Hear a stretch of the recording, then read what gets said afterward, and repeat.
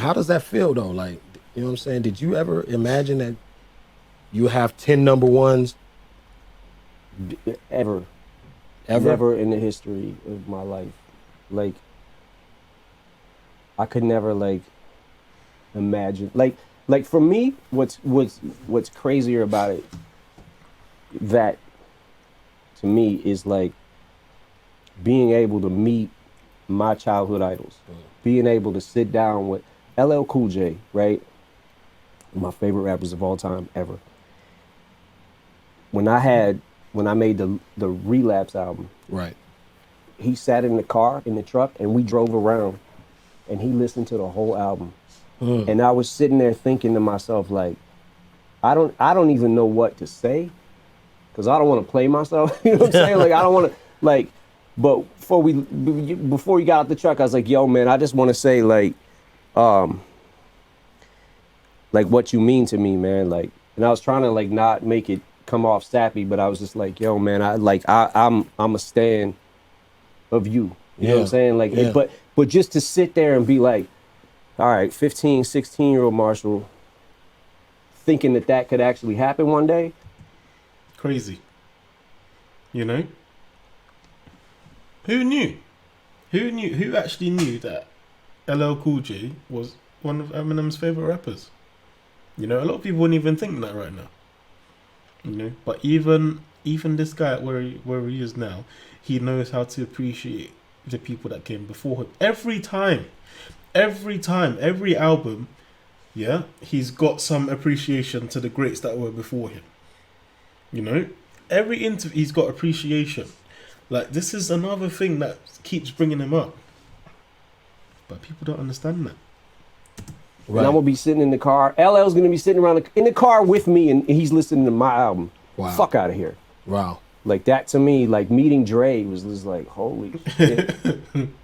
Is that what kind of keeps you grounded? Like, your love for the culture? I mean, is that like, you know, after a huge amount of success, you know, it would be easy for you to be a different type of person. You know what I'm saying? Like, what keeps you grounded? I just think, I mean, I'm so in love with this art form, right? And I'm so passionate about it because it's really the only thing that I ever was good at. You know what I'm saying? Like aside from basketball, I'm amazing at that. But that's You getting buckets? Yeah. Okay. Yo, if you know about Eminem's story, you'd know that, yeah, this is the only thing that he was good at. Once he learned how to rap, this was the only thing he had. And that made him feel strong. He said it in one of his tracks. I think I did that track. The one, was it Yellow Brick Road? Where he talks about how he didn't fit in, he got robbed, but rap was the only thing that made him feel strong. I think it was Yellow Brick Road.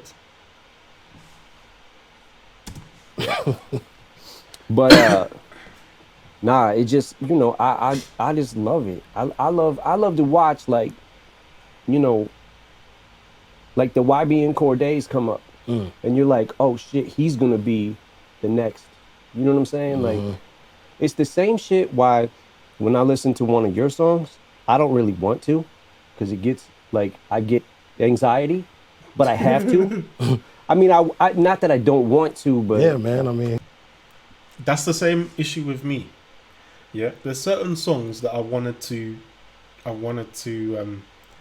review on here. So songs that I know, but I know that when I put them on here, I have to have my breakdown hat on. And with me, if you know me, my videos are long. So if I've got an Eminem breakdown, there's some tracks where it's just like, I know that track, and I want to put it on. I could do it today, but it's gonna be long. It's gonna be a very, very long video, and I'm not ready to do that today. You know, that happens with a lot of these rappers that have content.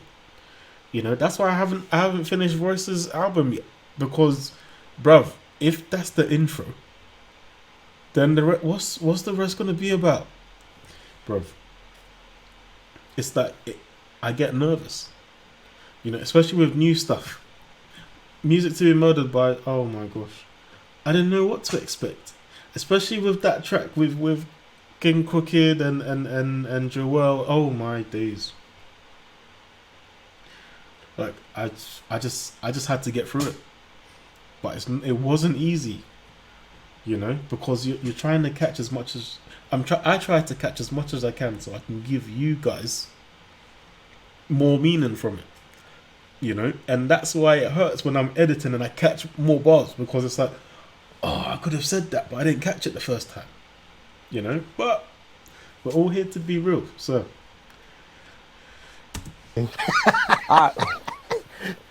It's fucking nerve-wracking every time you and Royce, and I think because we're also in this circle together kind of, and it's like but it's like y'all are the rappers, you and him are the rappers that I get anxiety being on a song with, because I'm like, man, I gotta push the pen. See, rappers like Tech Nine, right, he's so fucking proficient. Right. I don't know another word to say. You know what I'm saying? That's another thing. Tech Nine, bro. Tech Nine is that rapper that he's got content. Yeah, this is why I don't have Tech Nine on the channel yet, because he's got so much content. Yeah, and then he's rapping it so fast that he's squashed the content down in like so much. But because he raps so fast, he keeps putting more and more content in there. And for me to break down, it's like, bro, we're going to be here forever to break down this. Tech 9. Like, you can't do that. It's too much. Like, there's so much content crammed in there because you rap so fast that I'm going to be here forever. And Eminem, this is what I'm saying. When Eminem is on the track with these guys, he has to at least level them or be better than them. But you can tell, like, these verses, he took his time with them. Like, he's not playing. And that's why it's a problem, because there's so much content that he puts in there, and with all the other skills. Come on, man. Yeah. Like, he's so, like, man, he crafts out every syllable. Every single one. Every fucking rhyme scheme. Like, it's just like you're hearing 20 different things that rhyme with each other in succession. See? And, absolutely. Yeah. And I'm sure you hate this too, like to be like, well, yo, you don't understand what we're doing. Right. But sometimes some people really don't understand what we're doing. They don't understand it. I mean, and I get it. Sometimes if I listen to something that you made, I'll be like, damn. Either, why didn't I think of that? Or, damn, I said something kind of like that, but I didn't say it like that. And then it's like, okay, I can't say that now because he already just said it. You know what I'm saying? Yeah. That's always crazy, man. It's a new era, man. Like, I always wanted to know, like, what's your perspective on people with longevity such as yourself adjusting to the new era of hip hop, Very, very, very important question this one is. Very important question this one is. What is he gonna say? What I'm saying? Yeah, that's another one of the things that make it fun too, is like being able to watch like Cole and Kendrick come up and seeing how great they were right off the bat. And it's like you start, like I mean, aside from them, like I pay attention to everything that's going on. You know what I'm saying? Like all the new shit I try to stay up on. Who's doing what, flow patterns, that kind of shit, because it's always interesting to me. Like the baby, like I never know where his rhymes are gonna land. Right. You know what I'm saying? And that shit is so interesting to me because he does it so well. It's the same thing with you and Royce. It's like I don't really know where this is gonna go, and when I get on a song with you or him, I know what I'm gonna get in the sense of the bar it's gonna be, but I don't know what I'm gonna get what style, what, you know what I'm saying? Right, Like, I right. don't know. I can't predict Right. a flow pattern. I can't never Yeah. predict anything. It's the same thing if I getting on a track with Kendrick. I can never tell what the fuck he's gonna do Right. because he is such a chameleon of styles and he can fucking do pretty much anything, right? Right. And he's so proficient at it. He's so good at it, and you don't know what you're gonna get. Look, he said it there. He shouted out to Kendrick and Cole. It's good to see them coming up, you know, in this new time when we've got all of this kind of stuff. He has to stay on top of all of that stuff. So he listens to everything, you know. He's commended these people and showed us like what their strengths are, and he's saying that, look, he doesn't know, like, I can relate to when he's talking about Kendrick or when he's talking about Royce and Cooking, because with them, their talent is so crazy that they can make something killer today. Yeah, and obviously Eminem's got the pressure on him of being one of the greatest, you know. So when he's got these people who are doing the crazy stuff not under pressure, and he's the one under pressure, he's got to do better every time, you know. But we forget about that. That to me is like a top tier lyricist because it's like you can get your ass kicked any day. You know what I'm saying? Like certain rappers get on a certain song and it's like Game over. it just depends on. Yeah, just like you. I mean, you probably inspired countless, you know, stupid bars when people knew, okay, I got to get on a song with him. You know what I'm saying? I mean, they just know, you know, I'm very surprised if you ever have done a song with, every time I listen to a song that you've done with another artist, it's always one of their best verses. Every time. What's that track with Drake, Kanye, Lil Wayne, them lot?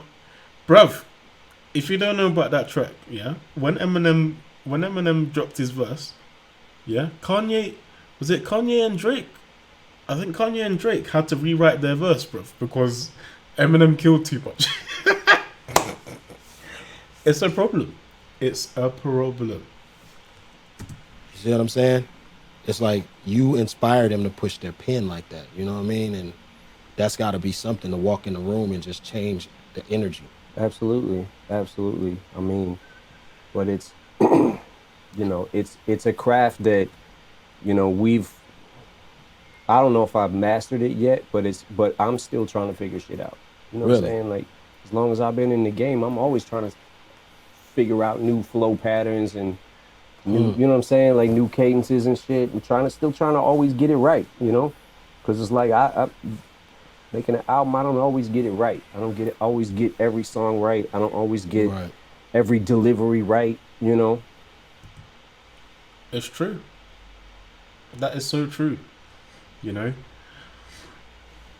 Sometimes, well, this is before, but sometimes it's like, I listen to a track, yeah? I can listen to a track. It doesn't matter who the artist is, as long as I like them. Yeah, and I feel like they could have sharpened that up a little bit, or they could have said a different word there, or they could have played with that word a little bit better. But you still get what they're saying, but they could have done a little bit better for them to get with the track. I have that a lot with 50 Cent has got a lot of verses where he could have just sharpened up the endings a little bit and it would have gone better with the track, in my opinion. But I mean, he's done his thing, you know, and I still appreciate the craft. So it's one of the things I'm just always trying to improve. Are you your toughest critic? Absolutely. I mean, you're probably yours, right? Yeah. Because it's like, because you know that you can't sit down with the pen and just rhyme the last word of every line. You know what I'm saying? Like you said, that's not fun. Yeah, that's not fun. That's like, all right, cool. You know what I mean? But that's what the guys are doing. That's what these new guys are doing. Not Kendrick and them lot. I'm talking about the mumble guys.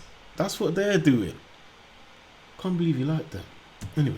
You know what I mean? And your love for hip hop is just evident. You know what I'm saying? Like, even the T-shirts you choose to wear sometimes. I sit back and I see a picture of you Was I wearing rocking my the Lion stage. shirt?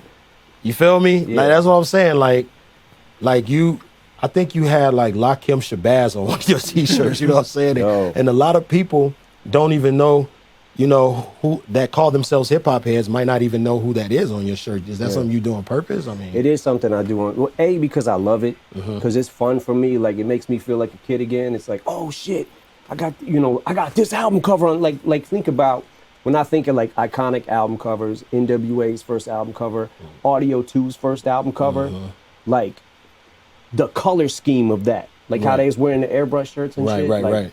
Like having that on a shirt is A, it's dope to me, but it's also like, maybe if I'm doing a show and some of the younger fans don't know who this is, they'll go back And check it out. you know, look at go back and say, man, who is that on that shirt? And go get back educated. and be like, oh shit, Yeah. because Lakim Shabazz was fucking nice. I'm raw and rare. I walk in the square of pure righteous. Look, see, even there, I need to go find out about some people. You know, now that he says that, I didn't notice this before, but now that he says that, every time I see an Eminem t-shirt, I'm gonna go find out who that is if I don't know who it is.